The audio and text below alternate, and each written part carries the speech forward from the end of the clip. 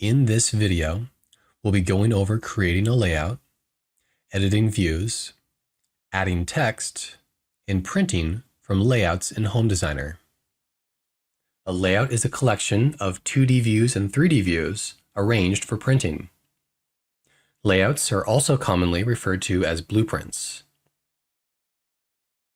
If we're working in project management, we may already have a layout that's a part of our project. We can check this by going to our project browser. We can toggle on the display of the project browser by going to View, Project Browser. If we don't see a layout with our project, we can create the layout by right-clicking on the project we're working with and clicking Add New Layout. If we're outside of project management, we'd instead go to the File menu and click New Layout. Otherwise, let's open the layout by double-clicking it. Next, let's look at the layout sheet properties. Go to the File menu, Print, Drawing Sheet Setup. Here, we can change the paper size, like to tabloid, for example. Click OK. Back in the layout, we'll notice the paper has shrunk, but the title block is still large.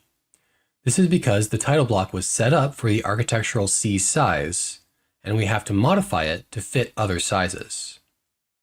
We can fix this by going to page 0 of our layout. On the top toolbar, we'll see Tools to change what page we're on. Page 0 acts as the template for the rest of our layout, so if we want to see something on every page, that's where we'll want to add it. On page 0, we can select and move these title block elements.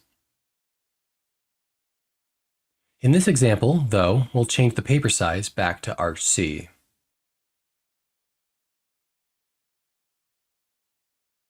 The drawing sheet setup has the settings for the paper we're using for the layouts, so we typically want to make sure our printer is set up to match the paper size. This window also controls margins and line weight settings. For the drawing scale, the views we bring over from the plan are already scaled individually, so we don't want to scale the layout again. In most cases, we want to leave this scale as 1:1. Below this are the printer settings. If Remember Print Settings after printing is checked, it means the last printer we used will be selected and its settings applied. We can also uncheck this box to choose from an installed printer. When we click Choose, we can then choose the printer and paper settings we want. The advanced line weight options provide baseline control over the thickness of lines and shows, based on this baseline, what different line weights will look like when printed. We can learn more about line weights and how to adjust them by clicking Help. But typically, this line weight setting is an industry standard benchmark that should not be changed. Line weights should instead be changed layer by layer in display options. We'll accept these settings by clicking OK. Now that the printer is chosen, and both the drawing sheet and the printer paper are coordinated, we can send our views to the layouts and scale them to correctly fit the paper. Let's switch back to the floor plan and send this floor plan view to the layout file. Go to File and click Send to Layout. At the top, we can choose which page of the layout we're sending this view to. We want to make sure we're sending our views to a page between 1 and 5, and not page 0, as that's our template page. Below, we have the Send options, where we can choose to send the entire drawing. We can send only what's currently seen on our screen in the viewport, or we can send what we see as an image. This last option effectively sends it as a screenshot, so it won't update like other live views. We also want this view to appear on the layout at a scale of 1/4 inch equals 1 foot, so we can set that here.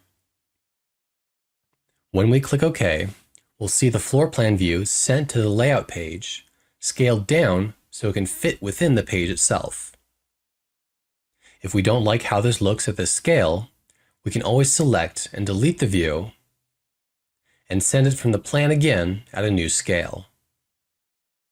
We can also move it with the Move Edit handle to position it how we like on the page.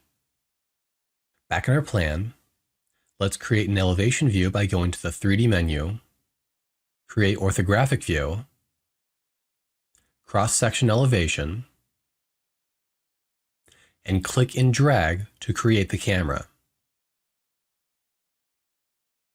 We can then go to Send to Layouts. And with the camera views, we have a couple more options when sending, either sending it as a live view or as plot lines. Live view acts as it sounds, where it's a live view of the camera that we can set to update on demand or update always. Plot lines sends the view as a vector image with generated lines over the objects and patterns. We can then choose to have the color fill on or off, or force all the edge or pattern lines in the view to conform to a single line weight value and black color. From here, we can choose to send this view to page 2. We can also add text to our layout pages like we can in Plan. By default, our layout boxes come with labels describing the view, which we can change manually by clicking on the layout box, clicking Open Object, and going to Label on the left. From here, we can choose to suppress this box's label or specify a label down below. Alternatively, we can hide them and add our own text. To hide these, go to the Tools menu, click Display Options, and uncheck Layout Box Labels. Click OK. From here, we can go to CAD, Text, Rich Text, and click to place a text box we can write in. In order to modify the text we've written, we have to highlight the text and then change the font, size, or other settings above. When we're ready to print our layout, we can go to the File menu, Print, and click Print.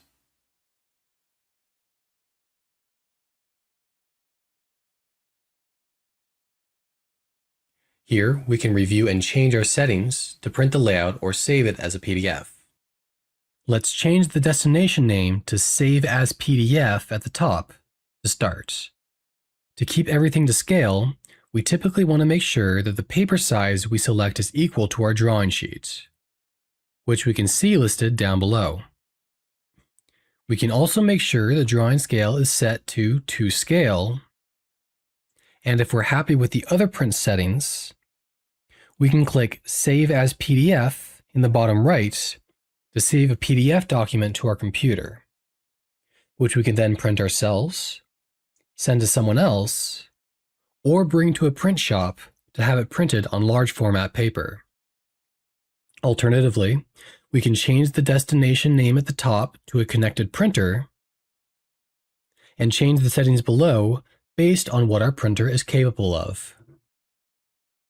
If we switch to letter-sized paper, we can see that our layout is being broken up into mini pages in order to print everything. And we'll see near the bottom that the drawing sheet is larger than the paper size. On the left, we can change our scale settings to fit to paper instead to shrink our layout down to fit on individual pieces of paper for each page. Now we can see that warning is saying our printout won't be to scale.